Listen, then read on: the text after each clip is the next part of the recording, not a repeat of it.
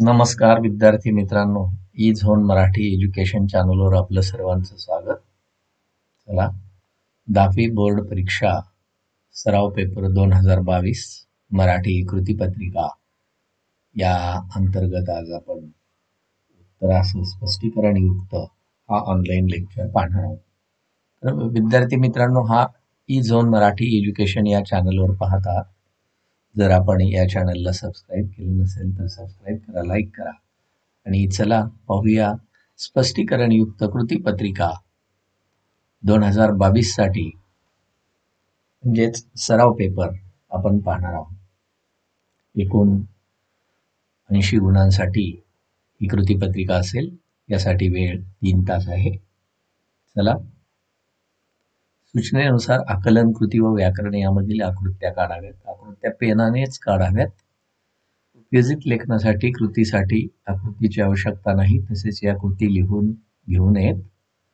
विभाग 5 उपयोजित लेखन हा जो आहे या घटकासाठी गद्य विभागातील प्रश्न एकही अपठित उतारा वाचून त्या उतार्याचा सारांश लिहायचा आहे. स्वच्छता, नीटनेटकेपणा व लेखन नियमानुसार लेखन याकडे जाणीवपूर्वक लक्ष द्यावं.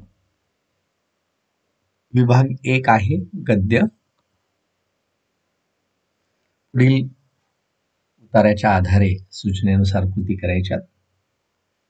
सर्वप्रथम उतार्याचं वाचन करा. हिवाळा नुकताच सुरू झालेला होता. झाडावरून एकामागून एक पिकलेली पानं गळून पडू लागली होती. पट पट पट. त्यांचा तो पटपट असा कर्णकटू आवाज. तो आवाज ऐकून धरणी मातेच्या कुशीत झोपी गेलेलं एक चिमणे गवताचे पाते जागे झाले आणि गिरक्या खात खात जमिनीवर येऊन एका पानाला ते म्हणाले, पडता पडता किती कटकट करतोयस तू. तुझ्या या दंग्यानं माझ्या साऱ्या गोड गोड स्वप्नांचा चुराडा झाला की.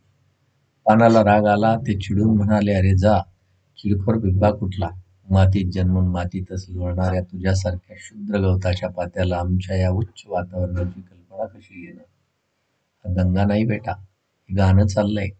जन्मात कधी आन करणाऱ्या तुझ्यासारख्या अरसिकाला ते समजायचं नाही. हे बोलता बोलताच ते पान पृथ्वीवर पडलं आणि धरणी मातेच्या कुशीत झोपी गेलं. अशा पद्धतीचा पूर्ण उतारा आहे. ते पुन्हा जागे झाले. वसंताच्या संजीवक स्पर्शाने त्या स्पर्शात विलक्षण जादू होती.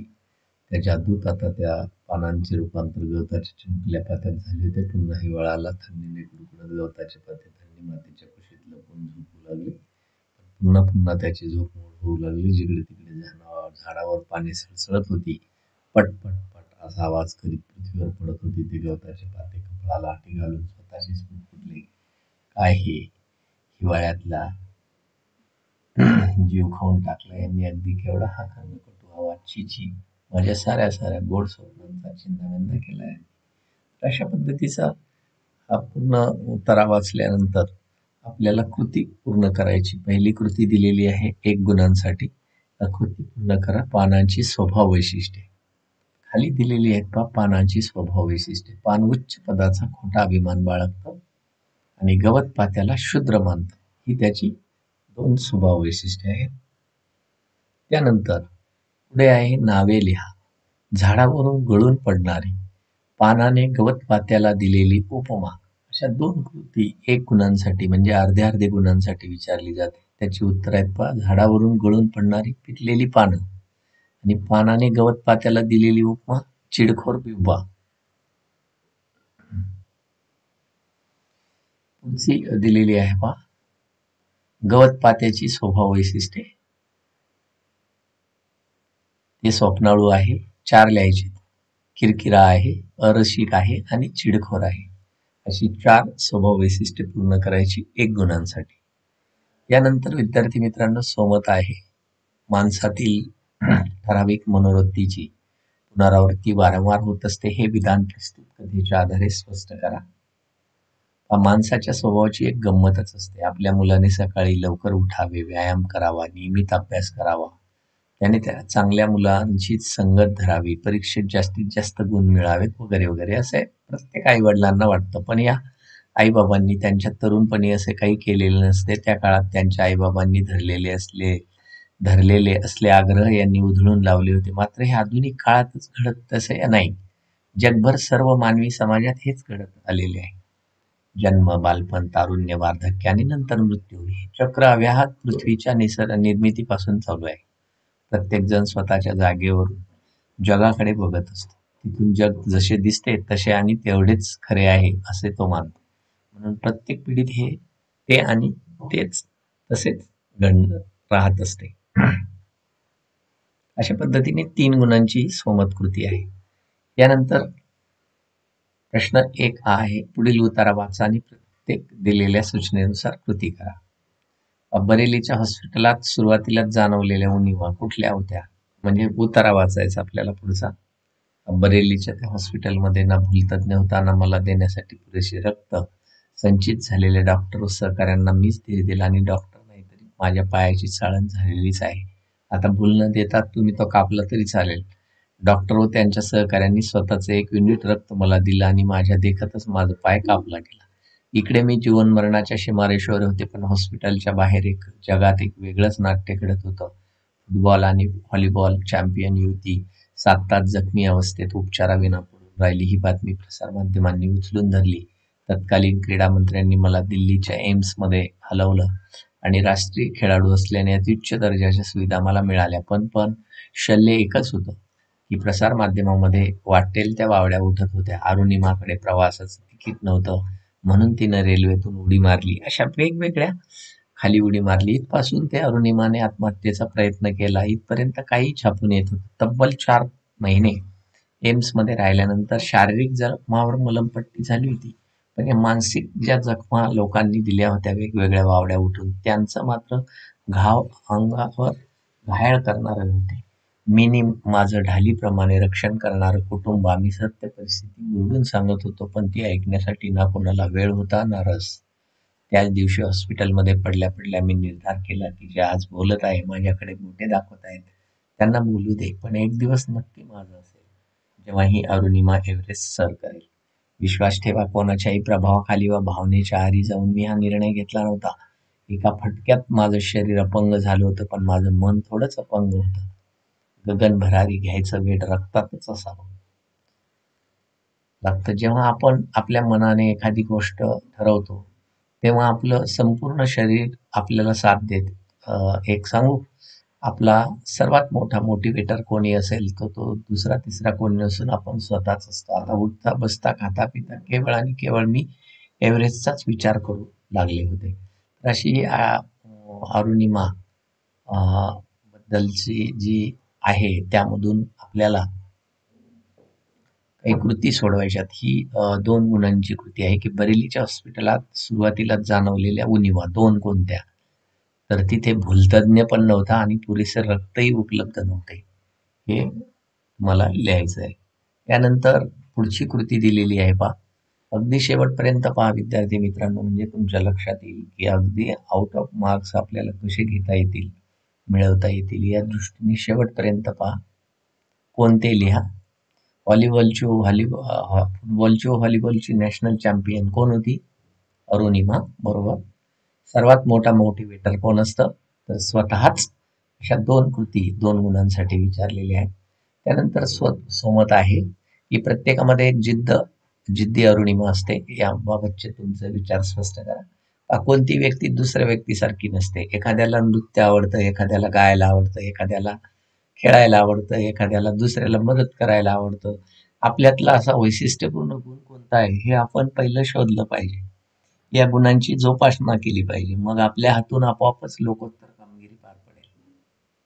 अरुणिमाने नेमकं हेच केलं. खरे तर अपंग बनलेली अरुणिमा आयुष्यात काहीच करू शकली नसती, पण तिने जिद्दीने स्वतःमधला वेगळा गुण ओळखला आणि स्वतःचे सामर्थ्य शोधले. अशक्य वाटणारी कामगिरी पार पाडली. म्हणून प्रत्येक व्यक्तीमध्ये अशी अरुणिमा असतेच. फक्त त्या अरुणिमाचा आपण शोध घेतला पाहिजे. जीवनाचा हाच खरा एक महामंत्र आहे. त्यानंतर अपठित गद्य उतारा दिलेला राहील तुम्हाला. अगोदर सर्वात प्रथम आपण अपठित गद्य उतार्याचं वाचन करूया. आपल्या कामाची आखणी करणे, किती वेळात काम संपेल त्याचं नियोजन करणे आणि आपल्या ठरवल्याप्रमाणे काम पार पाडण्याचा प्रयत्न करणे म्हणजे वक्तशीरपणा होय. औद्योगिकरण आणि शहरीकरण यामुळे आता तर जीवन खूप गतिमान व गुंतागुंतीचं बनलंय. त्यामुळे सध्याच्या युगात वक्तशीरपणाला पर्याय नाही. वेळेत काम पार पाडले नाहीत तर आपण फक्त आपले नुकसान करतो असं नव्हे, तर आपल्याबरोबर आपण इतरांचं पण नुकसान करतोय. कल्पना करा की बसच्या ड्रायव्हरने आळस करून 1 तास उशिरा बस नेली, तर त्याच्या आळसामुळे केवळ त्याचा 1 तास वाया जातो असं नाही, तर त्याच्याबरोबर बसमधील 50-60 माणसाचा प्रत्येकी 1 तास वाया जातो. त्या एका तासात करण्यासाठी म्हणून त्या माणसांची जी कामं ठरलेली असतात ती एकतर रद्द होतात किंवा पुढे ढकलली जातात. या कामावर अवलंबून असणाऱ्या इतर माणसाचंही मग नुकसान होतं. म्हणून आपल्या कामाचं नियोजन करून ते वेळच्या वेळी पार पाडण्याचा कसोशीने प्रयत्न करायला हवा. हाच वक्तशीरपणा होय. वक्तशीरपणा न पाळणं म्हणजे स्वतःच्या पायावर धोंडा पाडून घेणं होय. तर असा आपल्याला वक्तशीरपणाबद्दलची माहिती या अपठित गद्य उतार्यामधून मिळालेली आहे. त्यावरून कृती करायच्यात आपल्याला. 2 गुणांची पहिली कृती दिलेली आहे. पहा, सर्व कामांची काळजीपूर्वक आखणी करणं आणि त्यानुसार कामे पार पाडणे म्हणजेच वक्तशीरपणा होय. इथे कृती खाली उत्तरं दिलेली आहेत पहा. सध्याच्या युगात वक्तशीरपणाला पर्याय नाही, कारण वक्तशीरपणा पाळला नाही तर स्वतःचे नुकसान होतेच, पण समाजाचं सुद्धा नुकसान होतं.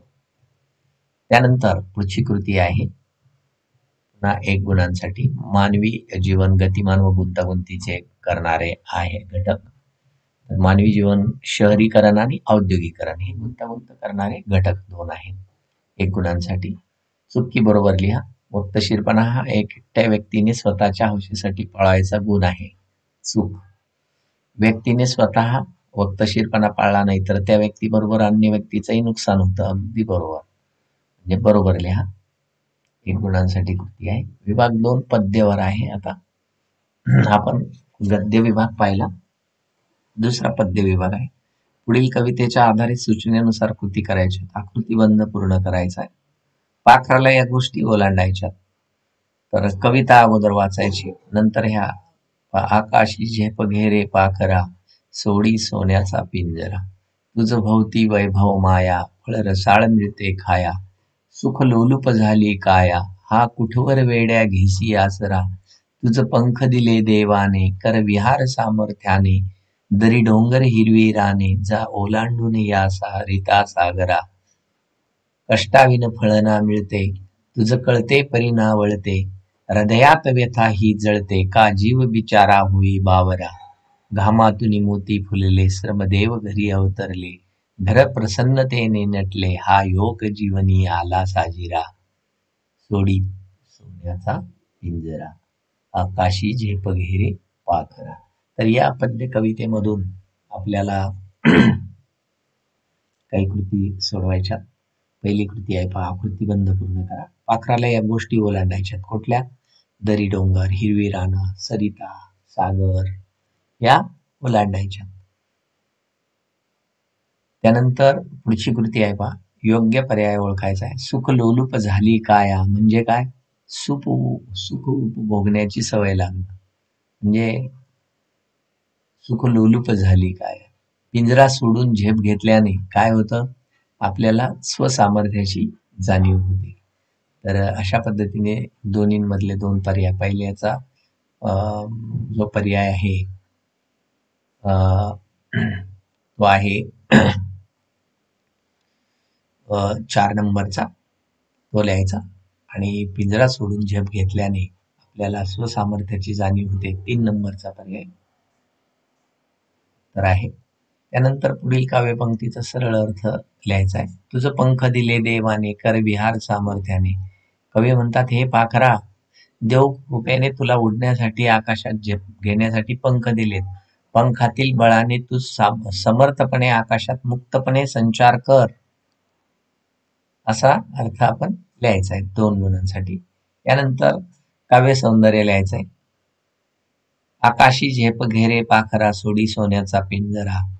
या ओळीतील मथितार्थ स्पष्ट करायचा आहे. काव्य सौंदर्य आहे. आकाशी झेप घेरे या कवितेमध्ये कवी जगदीश खेबुडकर यांनी पारतंत्र्यात खितपत पडलेल्या पाखराला म्हणजेच माणसाच्या परावलंबी मनाला मोलाचा उपदेश केलाय की स्वतःचे स्वातंत्र्याचं मोल समजावून घे. आणि प्रस्तुत ओळीतील मथितार्थ असा आहे की यामध्ये पाखराला आकाशात भरारी घेण्याचं आवाहन केलंय. वैभव, सत्ता, संपत्ती हा लौकिकातला सोन्याचा पिंजरा आहे. त्यात अडकलेल्या जीवाची गती खुंटते, म्हणून त्याच्या जीवनाची प्रगती होत नाही. म्हणून सुखसोयीमुळे कर्तृत्व थांबतं. म्हणून हा सोन्याचा पिंजरा सोडून ध्येयाच्या मोकळ्या व उंच आकाशात तू झेप घे, अशा प्रकारची आत्मिक शिकवण या ओळीतून प्रत्ययाला येत असते. यानंतर प्रश्न दुसरा आहे, पुढील मुद्द्याच्या आधारे कोणत्याही एका कवितेसंबंधी पुढील कृती सोडवा. आता इथे काही कृती दिलेल्या आहेत. मुद्द्याच्या आधारे कृती करा. 3 मुद्दे दिलेले आहेत पहा. प्रस्तुत कवितेचे कवी किंवा कवयित्री, प्रस्तुत कवितेचा विषय आणि प्रस्तुत कवितेतून मिळणारा संदेश. वस्तू किंवा भरत वाक्य. तर दोन दोन गुणांसाठी 4 गुणांसाठी ही कृती आहे. दोन्हीपैकी एक लिहायची. इथे दोन्ही पण दिलेले आहेत उदाहरणादाखल. पहिली पाहूया आपण. वस्तू, कवितेचे कवी द भा धामणसकर, कवितेचा विषय निर्जीव वस्तूंचा सजीवपणा, कवितेतून मिळणारा संदेश. वस्तूशी माणसाने प्रेमानेच वागलं पाहिजे. आपण वापरलेल्या वस्तूच्या रूपाने आपलं अस्तित्व मागे शिल्लक राहतं. म्हणून वस्तूचा उपयोग संपला की वस्तू टाकून देऊ नये. त्यांना टाकून देणं म्हणजे आपले अस्तित्व आपण स्वतः संपून टाकणं. हे टाळण्यासाठी आपण वस्तूशी स्नेहाने, संवेदनशीलतेने वागलं पाहिजे. दुसरी आहे भरत वाक्य. कवी मोरपंत आहे. कवितेचा विषय आहे सज्जन माणसाचं महत्व. कवितेतून मिळणारा संदेश आहे, नेहमी संत सज्जनाच्या संगतीत राहावं. त्यांच्या सहवासामुळे चांगले वागण्याचे दर्शन घडते आणि त्यांच्याप्रमाणेच वागण्याची प्रेरणा मिळते. त्यांच्या विचाराप्रमाणे विचार आपण अंगीकारू लागतो. तसेच नेहमी देवाचे नामस्मरण करीत राहावं, म्हणजे वाईट कल्पना, वाईट विचार आपल्या मनाला शिवत नाहीत. अशा पद्धतीने 2 पैकी एकच लिहायची कृती 4 गुणांसाठी आहे. यानंतर रसग्रहण 4 गुणांसाठी असलेली ही कृती आहे. ही कवितेच्या काही काव्यपंक्तीचं रसग्रहण करायला सांगितलं जातं. 4 गुणांची कृती आहे. इथे तुझे शब्द जसे की महाकाव्य तुझ्या पायाजवळ गळून पडावेत, तुझा संघर्ष असा की काठ्यांच्या संगीनी व्हाव्यात. या डॉक्टर बाबासाहेब आंबेडकरांच्या जीवनावरच्या काव्यपंक्तीचं रसग्रहण करायचंय. तर पहा, इथे आशय सौंदर्य. डॉक्टर बाबासाहेब आंबेडकरांनी प्रस्थापित वर्णव्यवस्थेविरुद्ध महाड येथे चौदार तळ्याचा जो संग्राम केला व शोषितांवरील अन्यायाविरुद्ध लढा उभारला, त्याच्या 50 वर्ष पूर्ती करावी. पूर्तीनंतर कवी ज.वी. पवार यांनी तू झालास मूक समाजाचा नायक या कवितेमध्ये आपलं मनोगत व्यक्त केलेलं आहे. मूक समाजाला, या महानायकाला अभिवादन करताना त्यांच्या कार्याचा यथोचित गौरव केलेला आहे.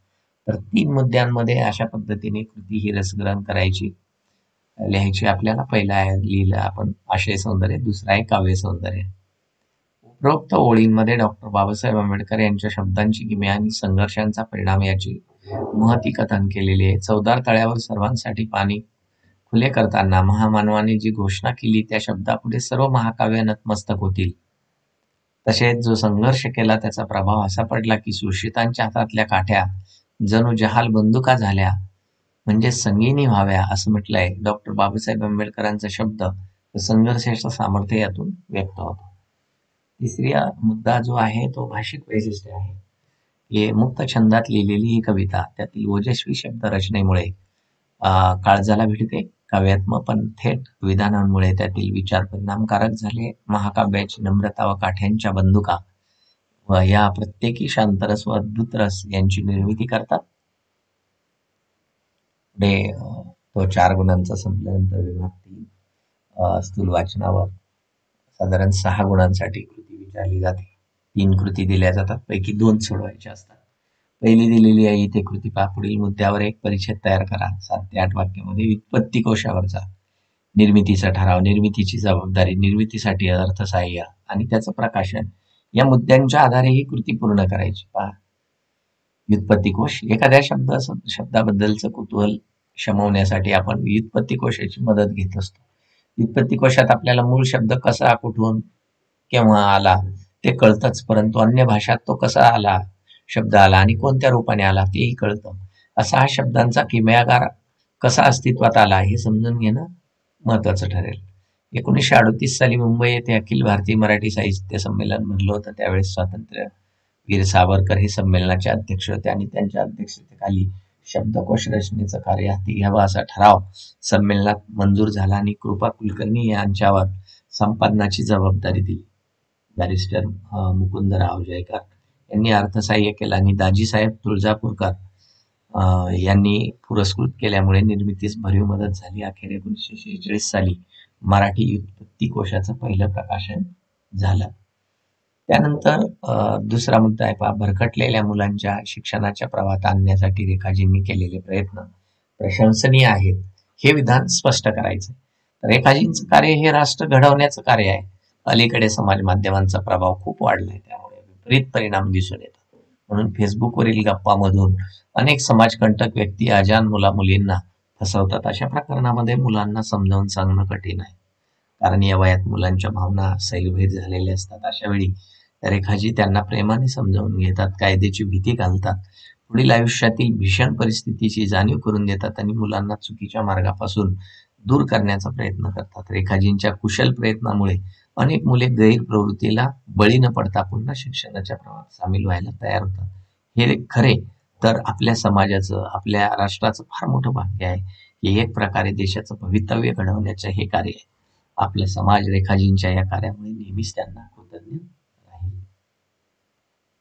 त्यानंतर तिसरी टीप, गिरजा कीर या बाल नाटिकांचं विशेष यावर लिहिलेली आहे. पॉज करून पहा, कारण 2च लिहायच्यात, आपण 3 लिहिलेले आहे तिथे, पैकी 2च कृती आपल्याला पूर्ण करायच्या.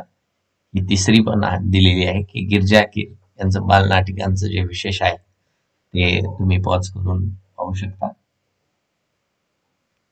त्यानंतर विभाग 4 आहे विद्यार्थी मित्रांनो. व्याकरण घटकावर आधारित कृती दिल्या जातात. त्याच्यामध्ये भाषा अभ्यास, समास ओळखायचा आहे, सामासिक शब्द ओळखा, घनासारखा श्याम, घनश्याम, स्त्री आणि पुरुष, स्त्री पुरुष. म्हणजे इथे फक्त विग्रहावरून सामासिक शब्द तयार करायचा. कधी कधी हीच कृती बदलून येते की समास ओळखा, तर तेव्हा फक्त समास ओळखायचा आहे. म्हणजे कृती जशी विचारली असेल तशी करायची. 2 गुणांसाठी आहे. पुढे आहे शब्दसिद्धी. पुढील शब्दांना खोर हा प्रत्यय लावून शब्द तयार करायचा आहे. भांडण, भांडणखोर, भांडखोर शब्द तयार होतो. चुगली, चुगलीखोर, त्याला 1 गुण मिळतो. पुढील शब्दांना अ हा उपसर्ग लावून शब्द तयार करायचा आहे. पहा, प्रत्यय लावणं आणि उपसर्ग लावणं, गुण, अवगुण, लक्षण, अवलक्षण, अशा पद्धतीने उपसर्ग लावून शब्द तयार केले 1 गुणांसाठी. यानंतर वाक्प्रचार दिलेले जातील. 2 गुणांची कृती आहे. पुढील पैकी कोणत्याही 2 वाक्प्रचारांचा अर्थ सांगून वाक्यात उपयोग करायचा. 4 दिलेले आहेत वाक्प्रचार. विसंगत वाटणे, नजरेत भरणे, डोळे विस्पारून पाहणे आणि व्यथित होणे. त्यामध्ये विसंगत वाटणे म्हणजेच विरोध जाणवणं, सुसंगत नसणं, सदाशिव होऊनचे बोलणे व वागणे यात विसंगती वाटते. नजरेत भरणे, लक्ष वेधणे, सर्व चित्रांमध्ये मीनाक्षीने काढलेले चित्र नजरेत भरलं. डोळे विस्पारून पाहणं म्हणजे आश्चर्य वाटणं, माथेऱ्यांच्या सुंदर देखाव्याकडे सुनीता डोळे विस्पारून पाहू लागली. व्यथित होणं, दुःखी होणं, लहानसहान अपयशाने व्यथित होणे अयोग्यच.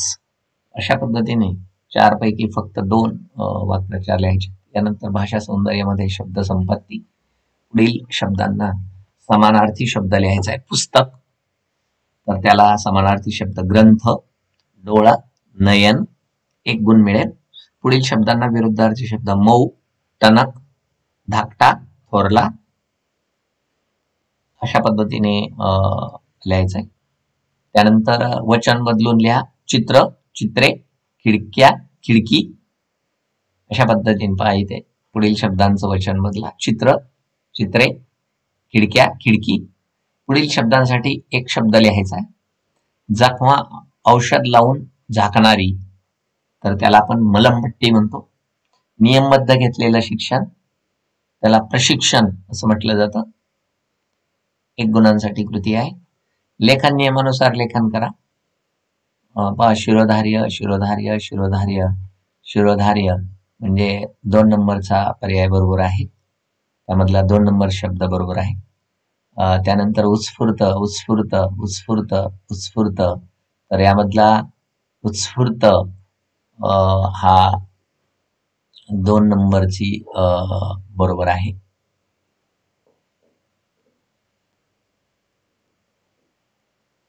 त्यानंतर मनस्थिती, मनस्थिती, मनस्थिती, मनस्थिती, तर 3 नंबरचा शब्द बरोबर आहे. मनस्थिती.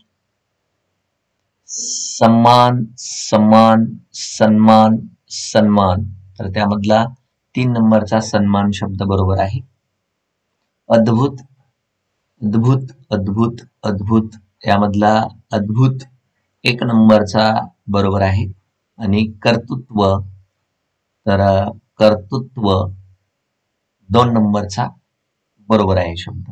अशा पद्धतीने 2 गुणांची ही कृती आहे. 4च लिहायच्यात पैकी. त्यानंतर विरामचिन्हे लिहा. पुढील वाक्यात योग्य ठिकाणी विरामचिन्हे घालून वाक्य लिहायचं आहे. ओ किती सुंदर दृश्य आहे ते, तर ओ स्वल्पविराम किती सुंदर दृश्य आहे ते, शेवटी उद्गारवाचक चिन्ह, तर 1 गुण मिळणार आहे. पारिभाषिक शब्द पहा. बुक स्टॉल म्हणजे पुस्तक विक्री केंद्र, मराठीमधील प्रचलित शब्द. आणि कॅज्युअल लीव्ह म्हणजे नैमित्तिक रजा.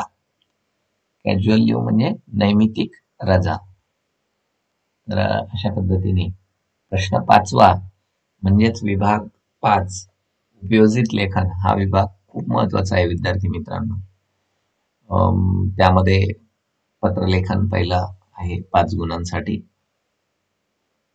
पत्रलेखन, इथे पत्रलेखन दिलेले मागणी पत्र आहे, ते लिहायचं आहे आपल्याला. दिनांक 28/1/2022. प्रति माननीय प्राचार्य सरस्वती विद्यालय गोखलेकर औरंगाबाद, म्हणजे ज्याला पाठवायचे त्यांचा पत्ता लिहायचा आहे. सुरुवातीला दिनांक लिहायची, नंतर विषय, मागणीपत्र म्हटल्यानंतर सेंद्रिय खताची मागणी करण्यासाठी पत्र. महोदय, सादर प्रणाम. मी ज्ञान साधना विद्यालय नवी पेठ या शाळेचा विद्यार्थी आहे. आपल्या शाळेच्या खत निर्मिती उपक्रमाबद्दल मी ऐकले. प्रभात फेरी कळते सेंद्रिय खत निर्मिती हे एक आव्हान आहे. तुमच्या शाळेने ते स्वीकारले. आमच्या शाळेच्या परिसरात आम्ही वृक्षारोपण केले. त्या झाडांची निगराणी करण्यासाठी आम्हाला सेंद्रिय खताची गरज आहे. तरी दर महिन्याला 20 किलो खत पिशव्या पाठवण्याची व्यवस्था करावी. आपला बँक खात्याचा जो तपशील आहे तो पाठवा, म्हणजे दर महिन्याला पैसे पाठवणं सोपं होईल. हे पत्र मी माननीय मुख्याध्यापकांच्या अनुमतीने पाठवत आहे. आपला नम्र अबक विद्यार्थी प्रतिनिधी, ज्ञान साधना विद्यालय नवी पेठ औरंगाबाद. आणि ईमेल पण लिहायचा आहे. तर अशा पद्धतीने 5 गुण तुम्हाला मिळणार आहे. नवीन ईमेल स्वरूपाचं पत्रलेखन आहे. त्यानंतर पुन्हा 5 गुणांसाठी जाहिरात लेखन विचारलं जातं. तर इथे जाहिरात लेखन कार्यशाळेचं एका जाहिरात लेखन तयार करा असं सांगितलं होतं, ते तयार केलेलं आहे. अशा पद्धतीने करायचंय. कला, आविष्कार, अभिनव कार्यशाळा, या सुट्टीत तुम्हाला अभिनय शिकायला आवडेल. चला तर रवींद्र नाट्य मंदिर मिनी थिएटर येथे अभिनव कार्यशाळा होणार आहे. इच्छुक मुलांची नावे नोंदवावी. वयोगट 10 ते 16. मान्यवर नाट्य दिग्दर्शक, नेपथ्यकार, अभिनेते यांचे मार्गदर्शन लाभणार. संपर्क रवींद्र नाट्य मंदिर मिनी थिएटर, प्रभादेवी, मुंबई 25. दूरध्वनी क्रमांक आणि ईमेल www. अशा पद्धतीने लिहायचं आहे. याच्यामध्ये जी शब्दरचना केली त्याला 1 गुण मिळेल, मांडणी केली त्याला 2 गुण मिळतील, अलंकारिक भाषा वापरली त्याला 1 गुण मिळेल, संदर्भाचा योग्य उपयोग केला 1 गुण मिळेल. या मुद्द्यांचा उपयोग करून तुम्हाला असे एकूण 5 गुण मिळणार आहेत. अशा पद्धतीने 5 गुणांसाठी ही कृती विचारली जाईल. यानंतर बातमी लेखन आहे. सोलापुरातील सर्वात स्वच्छ शाळेचे मानकरी मराठा मंदिर विद्यालय, आमच्या प्रतिनिधींकडून सोलापूर, दिनांक 18 सप्टेंबर. त्यानंतर शहरातील मराठा मंदिर विद्यालय या शाळेला प्रथम क्रमांक मिळालाय स्वच्छ शाळा पुरस्कार म्हणून. बातमी आली आणि विद्यार्थ्यांनी एकच जल्लोष केला आणि शाळेच्या कर्मचारी आणि पालकवृंद यांनाही या पुरस्काराचा खूप आनंद झाला. आता विस्तृत मध्ये तेच बातमी लेखन लिहायचं आहे. अशा पद्धतीने 5 ते 6 गुणांना 5 गुणांना बातमी लेखन ही कृती विचारली जाते. मुद्दे सर्वात लक्षात ठेवायचे. शीर्षक योग्य द्यावं. त्यानंतर वार्ताहर आमचे किंवा प्रतिनिधी यांच्याकडून किंवा बातमीदारांकडून असं लिहावं. त्यानंतर ठिकाण लिहावं. त्यानंतर दिनांक लिहावा आणि पहिला जो परिच्छेद असेल त्यामध्ये संक्षेप मध्ये महत्वाची बातमी लेखन करावं आणि विस्तृत दुसऱ्या मुद्द्यापासून लिहावं. अशा पद्धतीच्या बातमी लेखन हे 5 गुण आपल्याला मिळणार आहेत. यानंतर कथालेखन, शब्दांवरून कथालेखन इथे केलेलं आहे. वडिलांना एके दिवशी एक आंब्याची पेटी आणली वडिलांनी. रसाळ आंबे पाहून श्रेयस खुश झाला. मग वडिलांनी एक सडका आंबा श्रेयसला त्याच पेटीत ठेवायला दिला. 2-3 दिवसांनी त्यांनी श्रेयसला पेटीतून काही आंबे आणायला सांगितले. श्रेयस पेटीकडे पाहून जातोय तर काय, सर्व आंबे सडले होते. इतके रसाळ आंबे सडले कसे हे श्रेयसला समजेना. त्याने वडिलांना येऊन सांगितलं. त्यावर वडील म्हणाले, पहिलाच एक सडका आंबा इतर अनेक रसाळ आंब्याने सडू शकतो. हेच माणसांनाही लागू होतं. त्यामुळे आपल्या आजूबाजूला असलेला सडका आंबा नाही ना याची काळजी घ्यायला हवी. हे ऐकता श्रेयसला वडिलांच्या बोलण्याचा रोख समजला व स्वतःची चूक उमगली. त्यानंतर त्याने चंदूची संगत सोडून दिली. पुढे त्याने खूपच प्रगती केली व गावात सज्जन, मेहनती, यशस्वी मुलगा म्हणून स्थान निर्माण केलं. अशा पद्धतीने संगत गुण हे नाव दिलं पाहिजे. यानंतर निबंध लेखन 8 गुणांसाठी. तर 3 प्रकारचे निबंध विचारले जातात. पैकी एक लिहायचा असतो. इथे आत्मकथन लिहिलेलं आहे. पत्राचे आत्मवृत्त. तर पत्राचे आत्मवृत्त हा निबंध तुम्ही लिहायचा आहे. आकर्षक प्रस्तावना असावी. विषय प्रतिपादन, सुभाषिते, प्रतिमा, अलंकार यांचा वापर करून लेखन असावं आणि आकर्षक समारोप असावा. अशा पद्धतीने जर असेल तर एकूण 8 गुण तुम्हाला यामधून मिळतील. 8 पैकी कृती असेल. पॉज करून पूर्ण निबंध वाचन करा. अशा पद्धतीने पूर्ण कृती आपली इथे सोडून झालेली आहे. आपण सर्वांनी शेवटपर्यंत पाहिला. निश्चितच आपल्याला 80 पैकी आउट ऑफ गुण मिळू शकतील जर आपण मनापासून अशा पद्धतीने लिहिला तर. आपण सर्वांनी शेवटपर्यंत पाहिला त्याबद्दल आपले सर्वांचे धन्यवाद.